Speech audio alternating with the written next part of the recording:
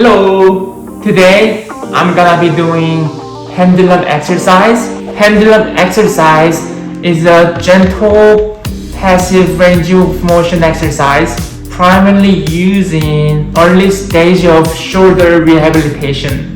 So pendulum exercise is recommended for conditions such as rotator cuff injuries, frozen shoulders, or post-surgical recoveries. Okay, so you can use a chair or table or any kind of stable surface so you can lean on it.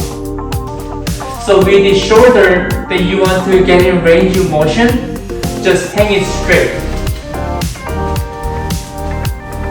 And don't just use your arm and the shoulder like this.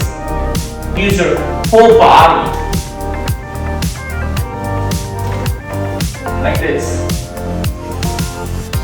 So you would want to do one side about like 10 times and other side reverse like 10 times. Also, you can stagger your stance to go back and forth. Like this. And you move your body just back and forth, back and forth. And you can also do the side by side by swinging your body.